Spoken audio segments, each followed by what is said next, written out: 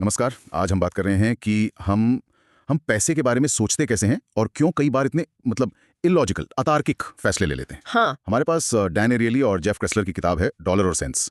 इसकी एक समीक्षा का सहारा है हमारे पास, और ये समीक्षा बताती है कि कैसे हमारी भावनाएं, हमारी आदतें, ये सब हमारे पैसों से जुड़े फैसलों पर हावी हो जाती हैं। बिल्कुल। भले ही हमें लगता रहे कि हम बड़े तर्क संगत हैं, सोच समझकर काम कर रहे हैं। हाँ। तो चलिए इसी की गहराई में उतरते हैं आज। और ये समझना जरूरी भी है ना, क्योंकि ये सिर्फ पैसे बचाने या न बचाने की बात नहीं है। अच्छा। हाँ, ये असल में हमारे सोचने का जो तरीका है, हाँ। जो पैटर्न्स है, हाँ। हमारी कमजोरियां हैं, हाँ। उनको पहचानने के बारे में है। हाँ। और इनका असर सिर्फ पैसों तक नहीं रहता, अच्छा। जिंदगी के कई हिस्सों पर पड़ता है। हाँ। ये समीक्षा इसी बात पर जोर देती है। तो समीक्षा में कुछ ऐसे उदाहरण हैं जिनसे ये बात और साफ हो, रोजमर्रा की जिंदगी से जुड़े हुए। अरे हाँ, बिल्कुल है। बड़े दिलचस्प उदाहरण है, जैसे वो मुफ्त चीजों का चक्कर होता है। ओ हाँ, फ्री। हाँ, समीक्षा कहती है कि जैसे ही फ्री का टैग लगता है, हमारा जो लॉजिकल दिमाग है ना, वो जैसे सो जाता है। सही बात है। हम उन चीजों के पीछे भागते हैं जिनकी शायद हमें जरूरत भी ना हो। क्यों? क्योंकि भाई मुफ्त मिल रही है। हाँ, ये तो होता है। और डिस्काउंट, भारी छूट। बिल्कुल वही बात, 50%, 70% ऑफ, ये देखते हम लपक लेते हैं। हाँ। और अक्सर वो खरीद लेते हैं जो शायद हमें चाहिए ही नहीं था। समीक्षा में एक लाइन बड़ी अच्छी है, सेव करने के चक्कर में हम स्पेंड कर देते हैं। हाँ, ये तो बिल्कुल सटीक है।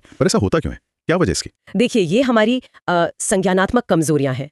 हमारे सोचने के तरीके में कुछ कमजोर कड़ियां हैं। अच्छा। मुफ्त का लालच जो है वो तर्क पर पर्दा डाल देता है, और भारी छूट वो हमें महसूस कराती है कि वाह, क्या बचत कर ली। हाँ, लगता तो यही है। जबकि असल में हमने शायद गैर जरूरी खर्च कर दिया।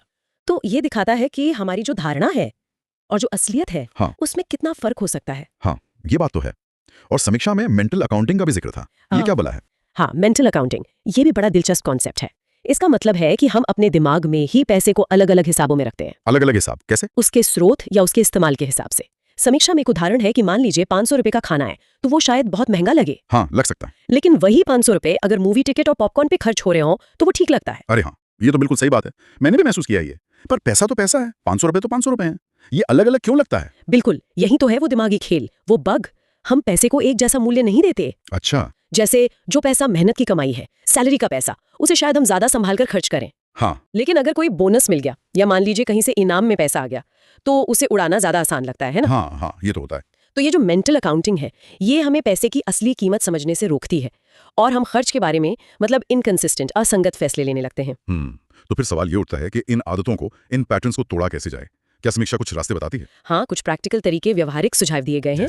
सबसे पहला और सबसे जरूरी कदम है जागरूकता, अवेयरनेस। खुद को लेकर जागरूक होना। हाँ, कोई भी खर्च करने से पहले एक पल रुकना, खुद से पूछना, क्या ये वाकई मेरी जरूरत है या सिर्फ एक इच्छा है या लालच। ये सवाल पूछना जरूरी है। बिल्कुल।